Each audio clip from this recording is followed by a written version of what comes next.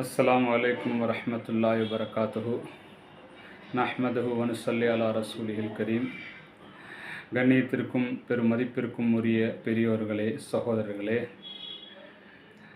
அல்லாஹுவிடம் நாம் நம்முடைய கோரிக்கைகளை கேட்டு பெற வேண்டும்.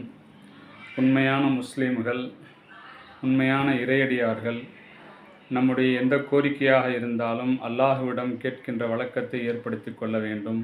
அல்லாஹுவை தவிர நம்முடைய தேவைகளை நிறைவேற்றி தருபவர்கள் யாருமே கிடையாது என்ற ஆழமான நம்பிக்கை இருக்க வேண்டும். அதன் ஒரு பகுதியாக அல்லாஹுவிடம் எப்படி கேட்பது என்று பார்க்கும்போது நமக்கு நிறைய பலவீனங்கள் இருக்கும். பொதுவாகவே மனிதர்களுக்கு நிறைய பலவீனங்கள் இருக்கும். அந்த பலவீனங்களை சொல்லி அல்லாஹுவிடம் முறையிடலாம். நம்முடைய எந்தெந்த வீக்னஸ் இருக்குதோ அந்த வீக்னஸை மனிதர்களிடம் சொல்ல வேண்டிய அவசியம் இல்லை.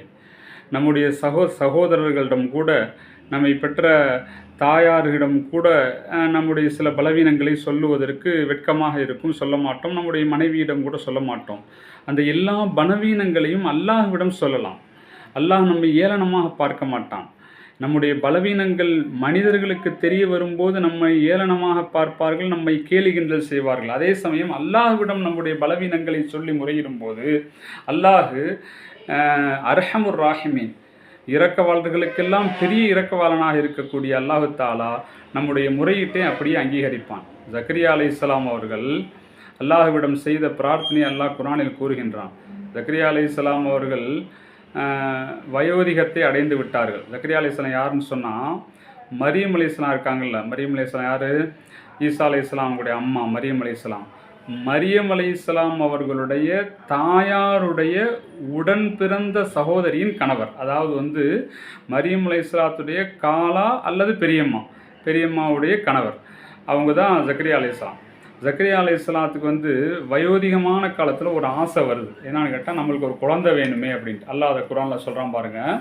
ذِكْرُ رَحْمَةِ رَبِّكَ عَبْدَهُ زَكَرِيَّا, உம்முடைய இறைவன் தன்னுடைய அடியார் ஜக்கரியாவுக்கு செய்த அருளை நினைவு கூற வேண்டும் அப்படிங்கிறான். ஜக்கரியா அலைஹிஸ்ஸலாத்தை தன்னுடைய அடியார் அப்படின்னு எல்லாம் சொல்லிட்டு சொல்கிறான்.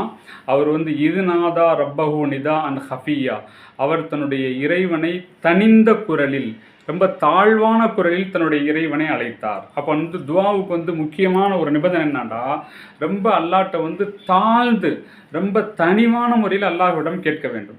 அவர் அழைச்சு அல்லாட்ட எப்படி அல்லாட்ட தன்னுடைய வீக்னஸ் எப்படிலாம் அவர் வெளிப்படுத்துகிறார், அதை இங்கே சொல்ல வர்றேன். அதாவது நம்ம ஒவ்வொருத்தரும் கவனிக்க வேண்டிய ஒரு விஷயம், தன்னுடைய வீக்னஸ் எப்படிலாம் அவர் வெளிப்படுத்துகிறாங்க.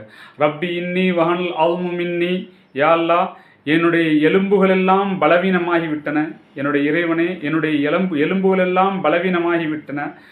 அதே மாதிரி வஷ்தஅல ரஅஸு ஷைபா, முடியோ நரையால் ஜொலிக்கிறது. அப்படின்னா முடி நரைச்சி போச்சு, எலும்பு என்ன செஞ்சிருச்சு, பலவீனம் ஆயிடுச்சு. பொதுவாக எலும்பு பலவீனம் ஆகிட்டாவே அதுக்கடுத்து ஆக்டிவாக எந்த வேலையும் செய்ய முடியாது. இப்போ அவருக்கு ஒரு ஆசை என்னன்னு கேட்டால், குழந்தை பெற்றுக்கணும்னு ஆசை. அதுக்கு அல்லாட்ட முறையிடுறதுக்கு முன்னாடி, அல்லாட்ட குழந்தை வேணும் டைரெக்டாக கேட்குறதுக்கு முன்னாடி, குழந்தை பெற்றுக்கிறதுக்கு என்னென்ன தகுதியோ அந்த எல்லா தகுதியும் எனக்கு முடிஞ்சு போச்சு, எனக்கு இல்லை அப்படிங்கிறத அல்லாட்ட தன்னுடைய வீக்னஸை வெளிப்படுத்துகிறார். அதான் பாருங்கள் எப்படிலாம் சொல்கிறாங்க. யா அல்லாஹ் என்னுடைய எலும்புகள் எல்லாம் பலவீனமாகி போய்விட்டது, என்னுடைய முடி நரையால் ஜொலிக்கிறது. அப்போ என்னது, தலை நரைச்சி போச்சு. அதே சமயம் வலம் மக்கும் பி துஆயிக்க ரப்பி ஷகியா, அதே சமயம் நான் உன்னிடத்தில் பிரார்த்தனை எப்பெல்லாம் உன்னிட்ட துவா கேட்டனோ அப்பெல்லாம் என்னை பாக்கியம் இல்லாதவனாக நான் ஆகிவிடவும் இல்லை. அதாவது உன்னிட்ட எப்பெல்லாம் நான் பிரார்த்தனை செய்வனோ அப்பெல்லாம் நீ என்னை வெறுங்கையோடு அனுப்பிச்சிடுறதில்லை. நான் என்ன கேட்குறனோ எல்லாத்தையும் கொடுத்துருவேன். நான் துர்பாக்கியவான் அல்ல. அல்லாட்ட எப்படி, அதான் அல்லாட்ட என்னான்னு கேட்டால், நம்முடைய சைடு வீக்னஸ்ன்னு சொல்கிறது. அதே சமயம் யா அல்லாஹ் நான் கேட்டு நீ கொடுக்காம இருந்ததில்லை அப்படின்னு சொல்கிறாரு. நான் கேட்டு நீ கொடுக்காம இருக்க அளவுக்கு நான் துர்பாக்கியவானும் அல்ல அப்படின்னு சொல்லிட்டு சொல்கிறாரு. இன்னி ஹிஃப்துல் மவாலிய மிம் வராஇ, அதாவது இவங்க என்ன செஞ்சுட்டு வந்தாங்கன்றா, ஜக்கரியா அலைஹிஸ்ஸலாம் தௌராத் வேதத்தை மக்களுக்கு பரப்பி கொண்டிருக்கக்கூடிய அந்த பணியில் இருந்தாங்க. ஜக்கரியா அலைஹிஸ்ஸலாம் அவங்களுடைய கூட பிறந்த அண்ணன் தம்பியுடைய பிள்ளைங்க என்னான்னு கேட்டால், இவங்களுக்கு முழு ஒத்துழைப்பு கொடுக்கல. இது வரைக்கும் ஜக்கரியா அலைஹிஸ்ஸலாத்தை குழந்தை இல்லை, வாரிசு இல்லை. ஆனால் இவர் செய்த அந்த மார்க்க பணியை அவருடைய சகோதரருடைய பிள்ளைகளால் செய்வாங்களான்னா அவங்களும் செய்ய மாட்டேங்கிறாங்க. அதான் சொல்கிறாரு, இன்னி ஹிப்துல் மவாலிய மிம் வராஇ, அதாவது வந்து எனக்கு பின்னர் என்னுடைய தந்தையுடைய சிறிய தந்தையுடைய புதல்வர்கள் அவர்கள் அந்த உறவினர்களையும் நான் அஞ்சுகிறேன். அவங்க வந்து நான் செஞ்சுக்கிட்டு இருக்க பணியை வந்து என்னுடைய அண்ணன் பிள்ளைங்க என்னுடைய தம்பி பிள்ளைங்க வந்து செய்வாங்க அப்படிங்கிறது எனக்கு நம்பிக்கை இல்லை. அதே சமயம் இன்னொரு வீக்னஸ் சொல்கிறாரு பாருங்க. அதாவது ஒரு சைடு உள்ள வீக்னஸ் ஃபுல்லாக அல்லாட்ட முறையிட்டுறாரு பாருங்க. இது வந்து ஒவ்வொருத்தரும் நல்லா கவனிக்க வேண்டிய விஷயம். ஏன்னா அதுக்கடுத்து பாருங்க, காண திம்ராத்தி ஆக்கிரன், என்னுடைய மனைவியும் மலடியாக இருக்கிறார். அதான் இங்கே மெயின் விஷயம் பாருங்க. மனைவியும் மலடி, ஆனால் குழந்தை வேண்டும் அவருக்கு ஆசை. என்னுடைய மனைவியும் மலடாக இருக்கிறார். அதே சமயம் ஹப்லி மில்லதுன் கவலியா, எனவே எனக்கு பொறுப்பேற்கும் ஒருவரை உன்னிடமிருந்து எனக்கு அளிப்பாயாக. அதாவது வந்து எனக்கு ஒரு குழந்தையை கொடு. எரிசுனி எரிசு மின்னால் யாக்கோப், அவர் வந்து எனக்கும் யாக்கோபுடைய சந்ததிகளுக்கும் வாரிசாக இருக்குமே, அப்படிப்பட்ட ஒரு குழந்தை எனக்கு கொடு. வஜி அல்ஹு ரப்பி ரலியா, என்னுடைய இறைவனே அந்த குழந்தையை வந்து உன்னுடைய திருப்திக்குரியவராகவும் ஆக்கு அப்படின்னு சொல்லி அவர் துவா செய்கிறார். துவா செஞ்ச உடனே அல்லாஹ் வந்து நல்லா பாருங்கள். முதல் விஷயம் வந்து நான் சொல்கிற திரும்ப சொல்கிறத வந்து நல்லா நீங்கள் கவனிக்கணும். அதாவது வந்து நம்முடைய வீக்னஸை, நம்முடைய தனிப்பட்ட பலவீனங்களை யாரிடமும் சொல்ல வேண்டியதில்லை. அதே சமயம் அல்லாஹ்விடத்தில் நாம் ஏதாவது கேட்கறதா இருந்துச்சுன்னு சொன்னால் நம்ம சைடு உள்ள வீக்னஸ்லாம் அல்லாஹ்ட்ட முறையிட்டு கேட்கும்போது அல்லாஹ் நம்முடைய துவாவை அங்கீகரிச்சிருவோம். இப்போ இவருக்கு குழந்தை தேவைப்படுது, வயோதிகமான காலத்தில் குழந்தை தேவைப்படுது. அதுக்கு என்னென்ன வீக்னஸ் சொல்கிறாரு பாருங்க. யா அல்லாஹ், என்னுடைய நாடி நரம்புகள்லாம் பலவீனமாகி போய்விட்டது, என்னுடைய முடியோ நிறையால் ஜொலிக்கிறது. யா அல்லாஹ், சரி என்னுடைய நான் செஞ்சு வரக்கூடிய அந்த தௌராத்தை பரப்பக்கூடிய அந்த பணியில் வந்து என்னுடைய சச்சா பசங்களாவது எனக்கு ஹெல்ப் பண்ணுவாங்களான்னா அவங்களும் ஹெல்ப் பண்ணுற மாதிரி இல்லை. என்னுடைய மனைவியும் மலடியாக இருக்கிறார். இவரெல்லாம் சொல்லிட்டு எனக்கு உன்னுடைய தரப்புலேருந்து எனக்கு ஒருத்தர் வந்து ஒரு பொறுப்பு எனக்கு பொறுப்பேற்கக்கூடிய ஒரு மகன் எனக்கு வேணும் அப்படின்னு எல்லாட்ட கேட்குறாரு. அதில் வந்து இடையில ஒரு வாசகம் என்ன சொல்லிக்கிறார், யா அல்லாஹ், இது நாள் வரை உன்னிடம் நான் ஏதாவது கேட்டு எனக்கு நீ கொடுக்காமல் இருந்ததும் இல்லை, அதனால இதையும் நீ கொடுப்பேன்னு எனக்கு நம்பிக்கை இருக்கு அப்படிங்கிறார்.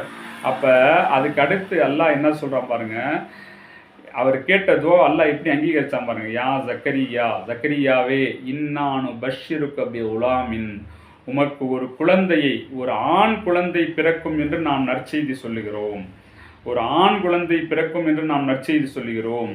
அவர் இஸ்முஹு யஹ்யா, அவருடைய பெயரும் யஹ்யா. அதாவது வந்து அல்லாஹ் பாருங்க, பிறக்கிறதுக்கு முன்னாடியே ஜக்கரியா அலைஹிஸ்ஸலாம் வந்து குழந்தை கேட்குறாங்க.